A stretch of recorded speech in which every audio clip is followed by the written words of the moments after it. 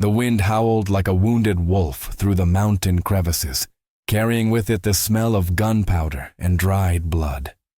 The abandoned cabin, nestled in the side of a god-forsaken hill, creaked under the weight of years and memories no one wanted to remember. The wooden walls, corroded by time and humidity, groaned with each gust, as if the structure itself knew it housed a man on the verge of death. Inside, the fire in the hearth crackled weakly, more out of stubbornness than strength, illuminating only a circle of flickering light on the packed earth floor.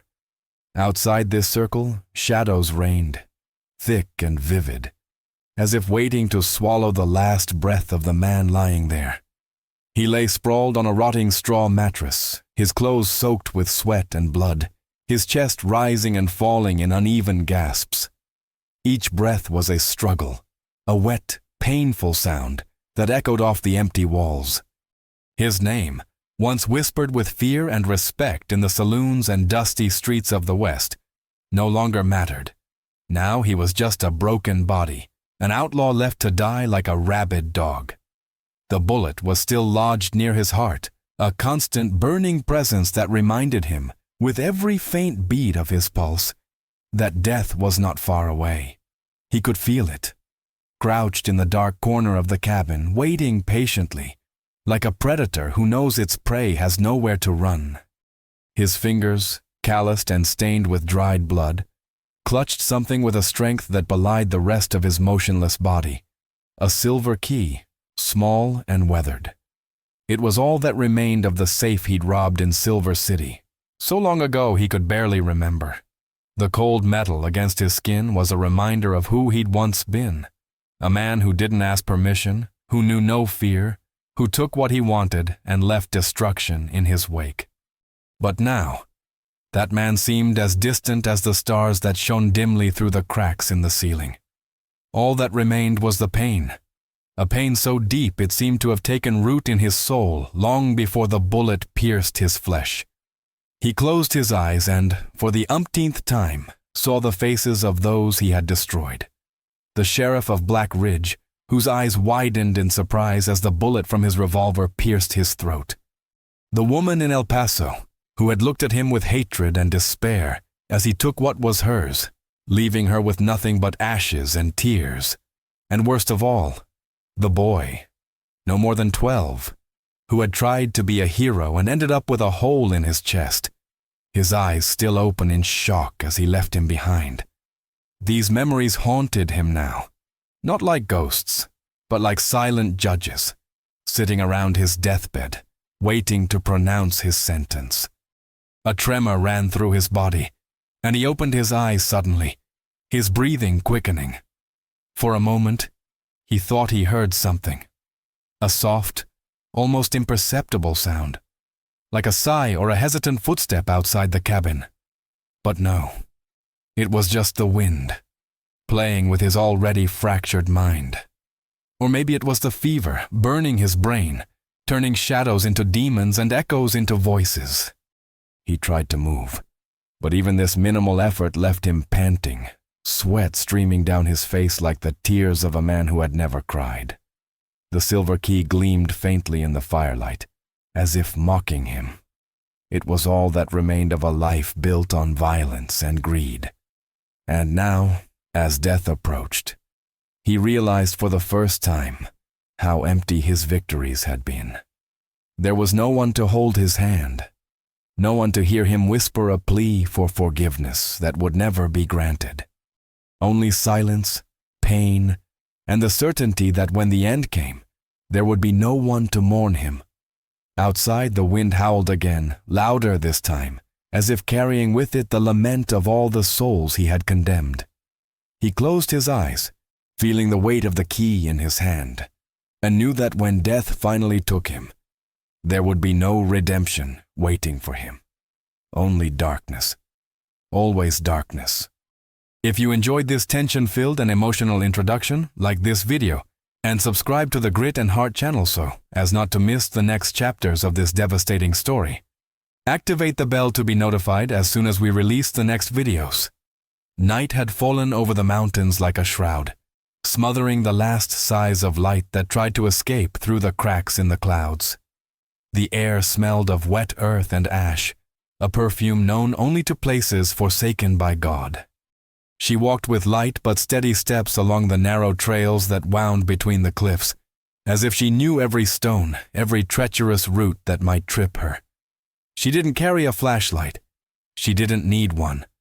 Her eyes, accustomed to the darkness, caught even the faintest glimmer of stars, and her hearing, honed by years of enforced silence, had picked up something that didn't belong in the night. A muffled, almost human moan coming from the direction of the old cabin. She stopped, her breath caught, and listened again. It wasn't the howl of a coyote, nor the rustling of a wounded animal. It was a man in pain, and from the way the sound tore through the air, she knew it wasn't just any man. It was a man on the brink of death. There was no one else in those mountains, no one but her, who had chosen to live in the shadows after the world had spat her back out, scarred and broken.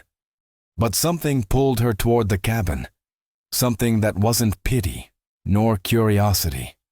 It was as if fate, cruel and unforgiving, had decided that tonight would be different, that she, who had become a ghost, would be forced to face something or someone that still breathed.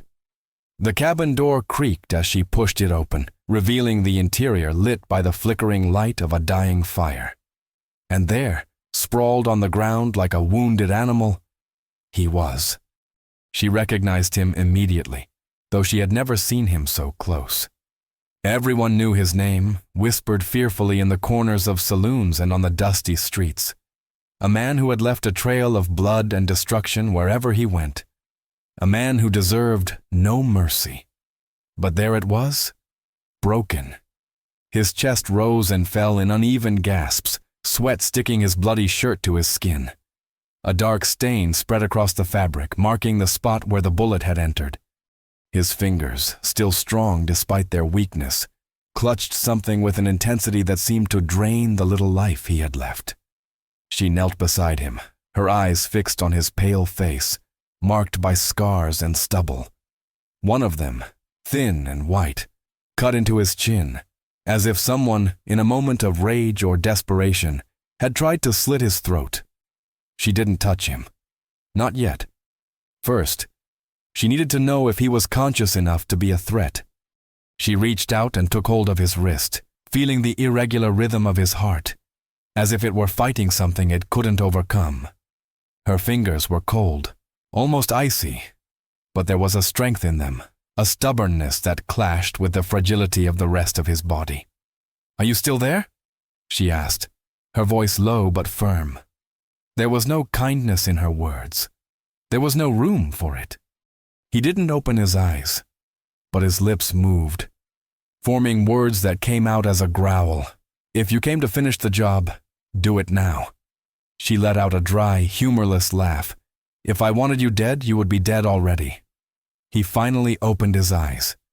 They were a pale blue, almost gray, like the sky before a storm. There was a sharp intelligence in them, even through the haze of fever and pain. He stared at her for a long moment, as if trying to decide if she was real or just another hallucination. "Who are you?" he asked, his voice rough as gravel. "Someone who isn't afraid of you." That made him laugh, a sound that turned into a wet, painful cough. He writhed, his hand pressed to his chest as if to contain the pain. "Everyone is afraid of me," he whispered, when the coughing finally subsided. "Even the dead." She didn't answer. Instead, she leaned forward and pulled her hands away from her chest, revealing the wound. The smell of rotting blood and fever filled the air, but she didn't flinch. She had seen worse. There was smelled worse. "You're dying," she said, more to herself than to him. "The bullet is near your heart. If it doesn't come out, the infection will kill you before dawn." He closed his eyes again, as if her words were nothing more than a nuisance. Then leave it. She could have done it. She could have gotten up, left the cabin, and let the night do its work. No one would blame her. No one would even know. But something kept her there, kneeling beside a man who didn't deserve her help. Maybe it was the stubbornness of seeing a predator reduced to this. Maybe it was the curiosity of knowing what would happen if she saved him.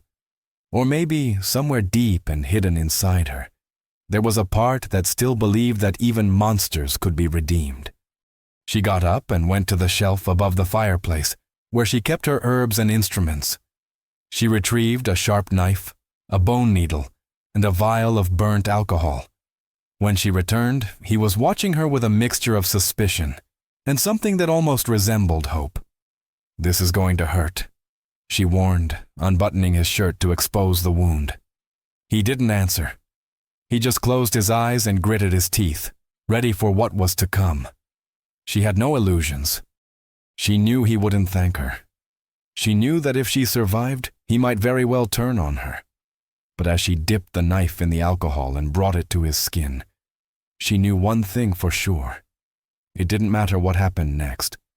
That night, she had chosen to save him. And for some reason she couldn't explain, that was enough. The first cut was like a scream in the silence. He arched his back, his fingers digging into the earth, but he didn't make a sound. She continued, her hands steady, her face impassive, as the blood dripped warm over her fingers. It wasn't the first time she'd done something like this. It wouldn't be the last.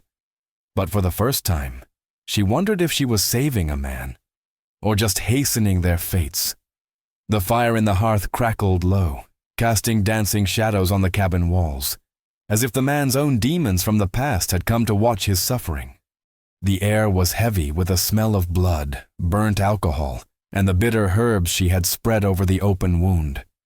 He lay on his back, his bare chest glistening with sweat. His breathing labored as she worked with steady hands, stitching the torn flesh with the bone needle. Each stitch was a blow, not just to his skin, but to something deeper, something he had buried long ago. The fever burned within him, turning his thoughts into a whirlwind of images he could not control. She didn't speak. There was no need. Her actions were enough. Precise, relentless, as if she were stitching together not only his flesh, but also the loose threads of a fate he had tried to escape his entire life. He could feel the weight of her eyes on him, not with pity, but with a dark understanding, as if she had already seen what lay within him, and yet hadn't flinched. This was worse than hatred, worse than fear. It was as if she had stared into the abyss of his soul, and instead of turning away, had simply nodded as if to say, "I know this place. I've been here before." And then the fever took him. The first glimpses were only fragments, distorted faces, voices echoing as if coming from the bottom of a well. But soon, the images became clearer, more cruel. He saw the Black Ridge sheriff again, his eyes wide as the bullet pierced his throat, blood gushing like a fountain. He heard the sound of the revolver falling to the saloon's wooden floor, the silence that followed, broken only by the women's screams and the sound of his own footsteps as he left, indifferent, as if he had just killed an insect, not a man. Then came the woman from El Paso. He saw her as if she were there in the cabin, kneeling on the dirt floor, her eyes filled with hatred and tears as he took what was hers. "You have no soul," she had whispered, and he had laughed as if it were a compliment. But now, in his fever, that laugh sounded hollow, like the echo of a man long dead. And then, the boy. He appeared in front of him, as clear as firelight, his eyes still open in shock, his shirt soaked with blood. "Why did you do that?" the boy asked, and this time, he had no answer. No excuses. Nothing but the crushing weight of guilt, which now drowned him like quicksand. "Stop," he growled, his hands clenching into fists, as if he could fight the visions. But they didn't disappear. Instead, they grew stronger, more real, as if the fever were tearing at the curtains he'd used to hide his sins. She said nothing. She just kept sewing, her fingers nimble and relentless, as if she were weaving not just his flesh but his fate. He could feel the needle threads slipping in and out of his skin, as if each stitch was a reminder that he was still alive, still breathing, still feeling. "You know what I did," he whispered, his voice hoarse, broken. It wasn't a question. It was a confession, wrenched from somewhere deep inside him, a place he'd long ago locked away. She didn't look at him. She just continued her work, the needle glinting in the firelight. "Everyone knows what you did. Then why don't you let me die?" She finally looked up, and what he saw in them made him shiver. It wasn't hate. It wasn't fear. It was something much worse. Understanding. "Because death is easy," she said, her voice low but firm. "Living with this. This is hell." He closed his eyes, feeling the tears stinging them, not from physical pain, but from something much deeper, something he couldn't name.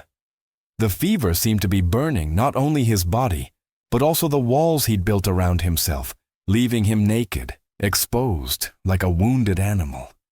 "I don't deserve this," he murmured.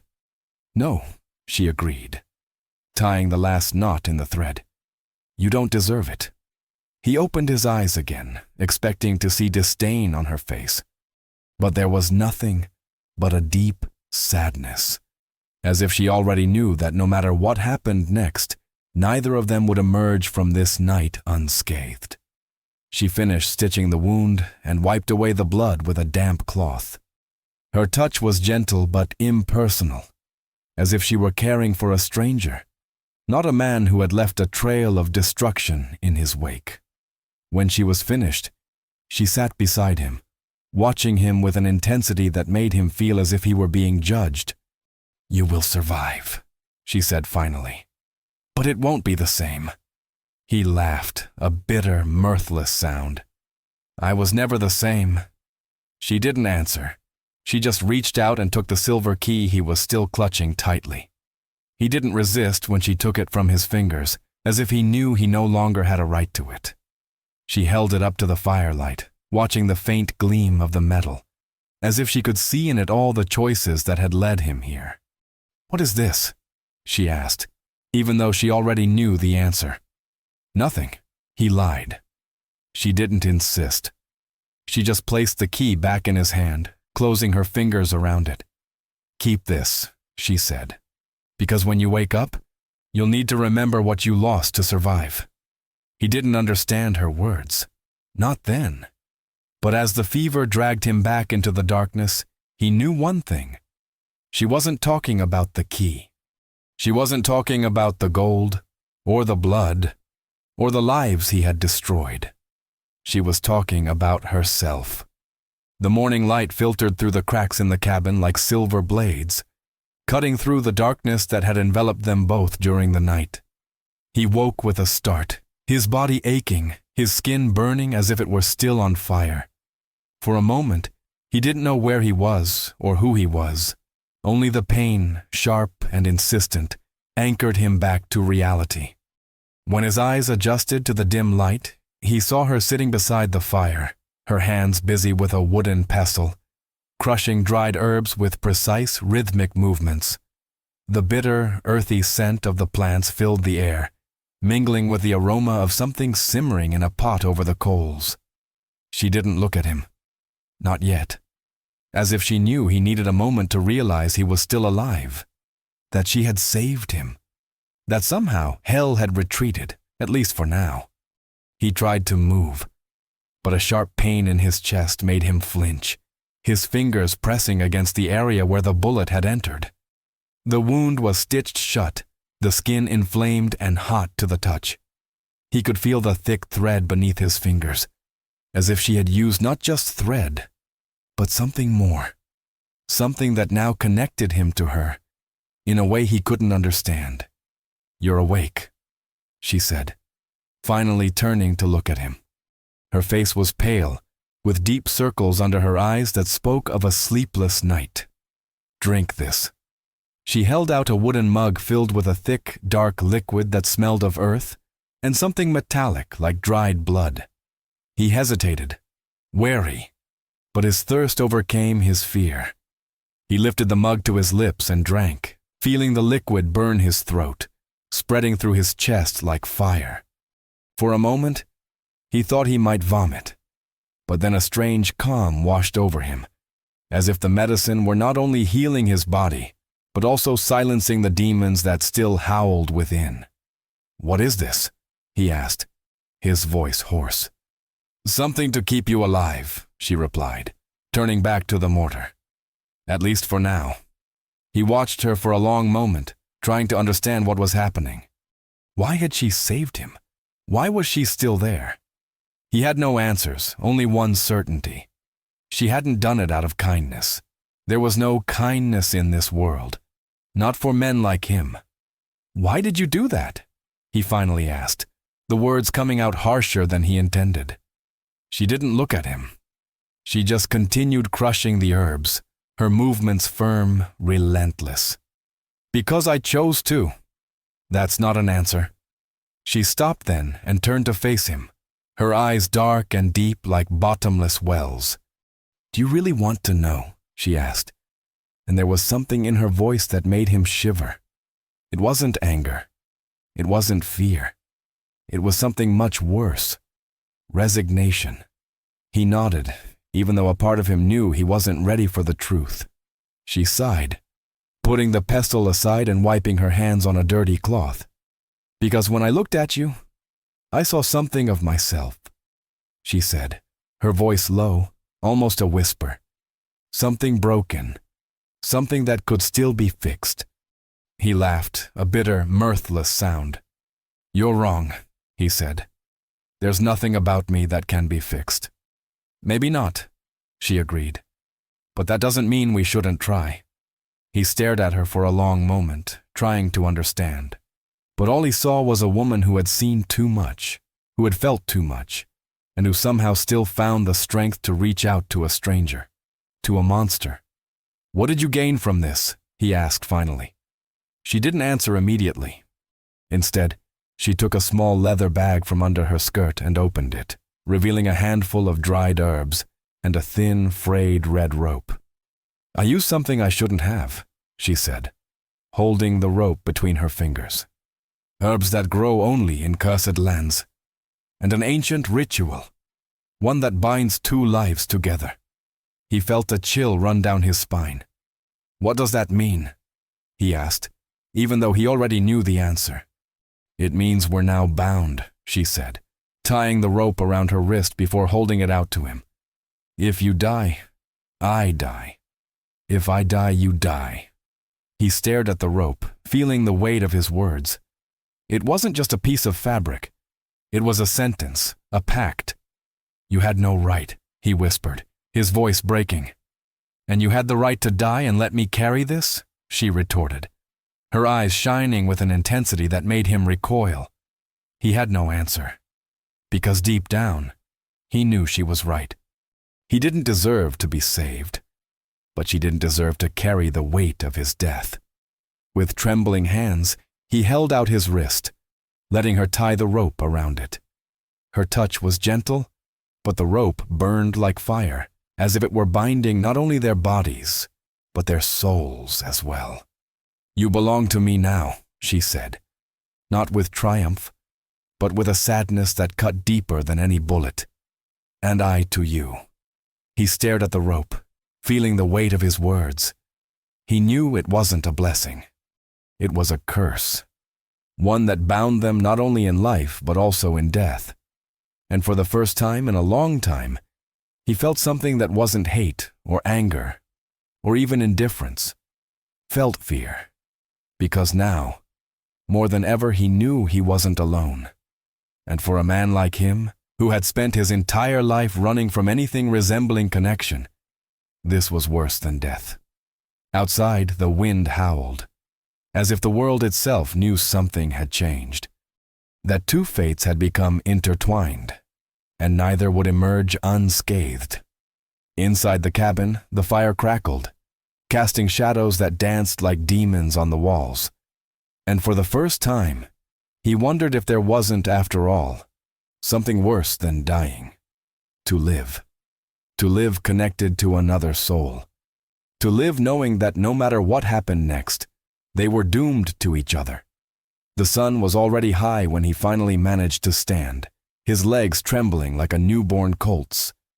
The fever had receded, but it had left behind a weakness that shamed him. A man like him shouldn't be fragile. He shouldn't have to lean on the walls of the hut to keep from falling. Shouldn't feel the cold sweat running down his back as he tried to dress in the clothes she had washed and mended. But there he was, reduced to this, a broken man, dependent on the mercy of a stranger. She was outside, sitting on a fallen log, sharpening a knife with a stone. The sound of the metal scraping against the stone was rhythmic, almost hypnotic, as if she were sharpening not only the blade but also her own patience. When he staggered out, she didn't look up. She just continued her work, as if knowing he needed to find his own balance. "You shouldn't be standing," she said finally, without taking her eyes off the knife. "I'm not good at following orders," he replied, his voice still rough, as if his vocal cords had been scraped from the inside. She finally looked up, and what he saw in them made him pause. It wasn't concern. It was something colder, more calculating. As if she already knew what was coming wouldn't be easy for either of them. "They're coming," she said simply. He didn't need to ask who they were, he knew it. He'd always known his past would catch up with him eventually. It was only a matter of time. "How many?" he asked, feeling the weight of the pistol she'd left on the table inside the cabin. It wasn't his, but it would do. "5, she replied. "Men with crosses on their chests and hatred in their eyes. They won't stop until you're dead." He laughed, a dry, humorless sound. "So I'm not the only one with demons chasing me." She didn't smile. She just stood up, tucking the knife into the sheath on her belt. "Do you have the strength to fight?" she asked, looking him up and down, assessing. He felt the red cord around his wrist, tightening as if it were alive. He knew it wasn't just his life at stake. It was hers too. And for the first time in a long time, it made him feel something other than indifference. "I do," he lied. She nodded, as if she already knew it was a lie, but decided to accept it anyway. "So we fight," she said. "Together." He stared at her for a long moment, trying to understand how they had gotten here. A man who had never needed anyone. A woman who would never trust anyone. And yet, there they were, bound by a cord, and a destiny neither of them had chosen. "Why would you do that?" he asked finally. "Why would you risk your life for me?" She didn't answer immediately. Instead, she looked to the horizon, where a cloud of dust was beginning to form, signaling the hunter's arrival. "Because," she said finally, "if they kill you, I die too. And I don't intend to die today." He felt something inside him break. It wasn't gratitude. It wasn't relief. It was something much more dangerous. Hope. And hope was something he couldn't afford to feel. "So what do we do?" he asked, feeling sweat run down his back. She looked at him, her eyes cold and determined. "We took them to the canyon," she said. "There, the land is ours." He knew the canyon. Everyone in the region knew it. It was a place where the earth opened like a wound, where the red stone walls reflected the sun like blood, and where the winds howled like lost souls. A place where men went to die. "What if it doesn't work?" he asked. She just smiled, a smile that didn't reach her eyes. "Then we die fighting," she said. "Better than dying on our knees." He looked back at the dust cloud, feeling his heart beat faster. It wasn't fear, not exactly. It was something more primal, more instinctive, the certainty that no matter what happened next, nothing would ever be the same again. "Come on," he said finally, reaching for the pistol. She nodded, and together they began walking toward the canyon, where the land awaited them with sharp teeth and an ancient hunger. The wind howled around him, as if the world itself knew something was about to change, that two fates were about to collide, and only one would emerge alive. But for the first time, he wasn't alone, and for some reason that terrified him more than any bullet or knife. Because now, more than ever, he had something to lose. and that was more dangerous than any bounty hunter. The canyon swallowed them like ravenous beasts, its red walls rising like stone claws, ready to tear at any hope of escape. The sun, now at its zenith, burned their backs, turning the air into an invisible blade that slit their throats with every breath. They had arrived first, thanks to shortcuts she knew like the scars on her hands, but they knew it wouldn't be long before the hunters caught up. The terrain was treacherous. Loose rocks, narrow ravines, and the distorted echo of every sound, as if the canyon itself were conspiring against them. She knelt behind a rocky outcrop, her fingers digging into the dry earth as she stared at the canyon entrance. He stood beside her, the pistol heavy in his hand, sweat streaming down his pale face. The fever had returned, not as intense as before, but enough to leave him weak, his thoughts clouded. The red cord around his wrist seemed to burn, as if it knew the end was near. He looked at her, and for the first time, he saw not just a woman who had saved him, but a warrior, whose dark eyes shone with a determination he had never seen in anyone. "They're coming," she murmured, more to herself than to him. There was no fear in her voice, only a grim acceptance of what was to come. He didn't answer. He just gripped the pistol tighter, feeling the cold metal against his heated skin. He knew he didn't have the strength for a prolonged fight. He knew that if the hunters caught up with them, there would be no second chance. But for the first time in a long time, he wasn't thinking only of himself. He was thinking of her, of the woman who had risked everything for a stranger, of the woman who was now linked to him by a red thread that felt more like a curse than a blessing. "You should go," he said finally, his voice hoarse. "They're after me, not you." She turned to face him, and what he saw in her eyes silenced him. It wasn't anger. It wasn't disdain. It was a deep sadness, as if she already knew those words were useless. "You think I don't know what they'll do to me if they find me alone?" she asked, her voice low but firm. "You think they'll spare me just because I'm not you?" He had no answer, because he knew she was right. Hunters weren't men who forgave. They weren't men who left witnesses behind. If they found her, they would do to her what they would do to him, or worse. "So we fight," she said, turning toward the canyon entrance. "Together." He felt something inside him break. It wasn't fear, it wasn't cowardice, it was something much more dangerous, loyalty. And loyalty was something he couldn't afford to feel. "I don't know if I can," he admitted finally, his voice breaking. "I'm not strong enough." She looked at him again, and this time, there was something in her eyes that made him shiver. It wasn't pity. It was understanding. "You don't have to be strong," she said. "You just have to be alive." He didn't understand her words. Not then. But when he heard the distant echo of hooves hitting the rocks, he knew there was no more time for questions. The hunters were coming, and they wouldn't come alone. She stood, pulling him behind a rocky outcrop that offered some cover. He followed, legs shaky but determined.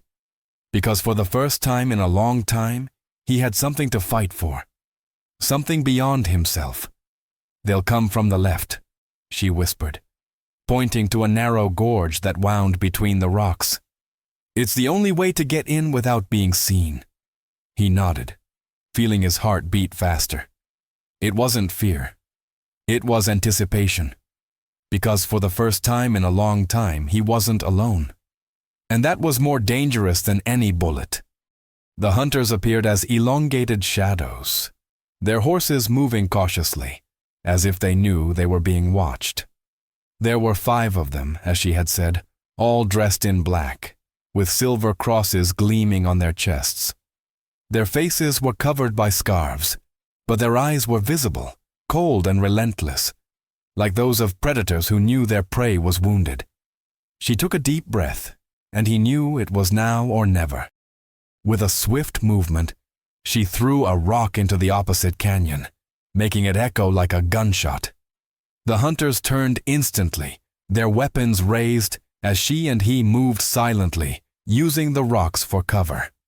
The first hunter fell before he knew what had hit him. A knife, thrown with deadly precision, pierced his throat. He didn't even have time to scream. The second turned, but it was too late. She was already upon him, the knife slicing through the air again, this time finding his chest. The man screamed, but the sound was drowned out by the shot that echoed through the canyon. He had fired, the bullet hitting the third hunter in the shoulder, sending him spinning and falling. But the other two were already moving, their weapons raised, their eyes filled with a fury that went beyond hatred. They were fanatics, men who believed they were doing God's work. And men like that didn't back down. She threw herself to the side, dodging the bullets that ricocheted off the rocks. He tried to get up, but weakness betrayed him, and he fell to his knees, tasting blood in his mouth.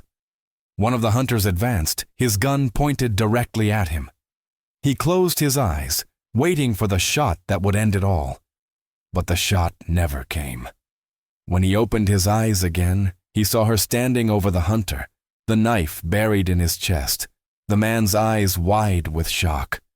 She was breathing heavily, the man's blood staining her hands, her face. But there was no triumph in her eyes, only exhaustion. The last hunter still stood, his weapon trembling as he stared at the bodies of his companions. His gaze met theirs, and for a moment it seemed to waver, as if, for the first time, he saw not just targets, but people. People who had fought for their lives, people who had won. But then his eyes fell on the red rope around his wrists, and something changed in his face, as if he'd seen not just a symbol, but blasphemy. "You are connected," he whispered, his voice filled with a horror that went beyond fear. "This is the devil's work." She didn't answer. She just stood up, the knife still dripping blood, and took a step toward him. "No," the hunter said, stepping back, the gun still trembling in his hands. "This isn't right. This isn't from God." "Then kill us," she said, her voice calm, almost serene. "Kill us and see what happens." The hunter stared at them for a long moment, and then slowly lowered his gun. Not out of mercy, but out of fear. Because for the first time he saw what they were. Not just a man and a woman, but something more. Something that defied the laws he had sworn to protect. And then he turned and fled, his horse disappearing in a cloud of dust, leaving behind only the echo of his hooves and the silence that followed. She fell to her knees, breathing heavily, her hands shaking. He crawled toward her, feeling the red cord burn on his wrist, as if he knew something had changed, that they had crossed a line from which there was no return. "We survived," he said finally, his voice breaking. She looked at him, and what he saw in her eyes made him shiver. It wasn't relief. It wasn't joy. It was something much darker, the certainty that this was not over, because the rope still connected them, and the price of their survival was yet to be paid. The canyon fell silent after the last hunter vanished, as if the earth itself were holding its breath. The sun was beginning to set, painting the stone walls with hues of blood and fire, as if the sky knew something irreparable had happened. She still knelt on the dry earth, her hands shaking not from fear, but from something far worse. The knowledge that the price of her victory would be higher than any of them could pay. He dragged himself toward her, weakness still weighing down his limbs like lead. The fever had receded, but it had left behind an exhaustion that went beyond the physical. It was as if his body knew that, though they had survived the hunt, something inside them had been broken forever. The red rope around their wrists felt heavier now, as if it were pulling not only their lives but also their souls to a place from which they could not escape. "We won," he said, his voice hoarse, as if the words cost more than they should. But she didn't answer. She just stared at her hands, still stained with blood, as if trying to understand how they had gotten there. How a man who didn't deserve salvation, and a woman who didn't deserve to carry another's burden, had become so intertwined that not even death could separate them. He followed her gaze and saw what she saw. Not just the hunter's blood, but something much deeper. The red rope, once a symbol of their bond, now looked like a living scar, a reminder that their survival had cost them something neither could repay. "You're bleeding," she murmured finally, touching his chest where the stitching had torn during the struggle. The fabric was damp, dark, and he felt the pain throb like a second heart. "It's nothing," he lied. But they both knew it wasn't true. She didn't argue. She simply ripped a piece of her dress and pressed it against the wound, her fingers firm but gentle. He closed his eyes, feeling her touch like a burn, as if his skin knew this was a goodbye they hadn't yet spoken aloud. "The rope," he whispered, opening his eyes again. "It's different." She looked at her wrists, where the red cord now seemed darker, almost black, as if it had absorbed something from them that could not be returned. When she touched the thread, she felt a sharp pain, as if it were burning from within. "We broke the rules," she said finally. "The ritual wasn't supposed to be used like that. It wasn't supposed to be used to kill." He understood then. It hadn't just been the fighting. It hadn't just been the bloodshed. It had been the act of taking a life while they were linked, as if they had torn not only the flesh of their enemies, but also the fabric of their own fate. "What does that mean?" he asked, even though he already knew the answer. She didn't look at him. She just kept pressing the cloth against his wound as if it could contain not only the blood, but also the truth they both knew. "It means that something has to die," she said finally, "so that something else can live." The silence that followed was heavier than any words, because they both knew. They both understood. The rope wasn't just a thread, it was a pact, and every pact has a price. She stood, helping him do the same. Their bodies were exhausted, their souls even more so. But there was something in her eyes he'd never seen before. Acceptance. As if she already knew that no matter what they did next, neither of them would emerge unscathed. "Come on," she said finally, pulling him towards the canyon exit. "We need to get to the church before dark." He didn't ask why, because he knew. Because somehow they both understood that this wasn't a place to hide. It was a place to finish what they had started. The abandoned church loomed before them like a specter, its wooden walls rotting and roof partially collapsed, as if God himself had turned from the place. The wind howled through the cracks, as if carrying with it the laments of all the souls who had sought refuge there and found none. She pushed open the door, which creaked like a scream, revealing the dark interior, where the smell of mold and melted wax still lingered. Inside, the altar was covered in dust, and the broken windows let in rays of light that cut through the darkness like blades. She led him to a bench at the back, where he collapsed, feeling his strength finally leave him. The wound in his chest burned like fire, and he knew, without her needing to say it, that there was no more time. There was no escape. She knelt before him, pulling the red cord from her wrists. The thread was black now, as if it had absorbed not only her blood, but her soul's as well. "There's no other way," she said, though her hands trembled as they followed the rope. "One of us has to cut the thread." He looked at her, feeling tears sting his eyes, not from pain, not from fear, but because for the first time in his life, he had found something worth saving. And now, he had to let it go. "You," he said finally, his voice breaking. "You have to be the one who lives." She shook her head, a tear running down her dirty face. "No," she whispered, "not after what I did, not after what we did." He knew she was right. He knew that no matter what anyone said, none of them deserved to survive. But he also knew that if she died, he would have nothing left to fight for, nothing to live for. "Please," he begged, for the first time in his life, "let me go." She looked at the rope, then at him, and he saw the battle in her eyes. Saw the fear, the pain, the hope she dared not name.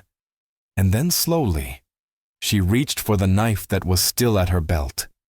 "I love you," she said, and the words were like a knife to her own chest, because she knew it was goodbye.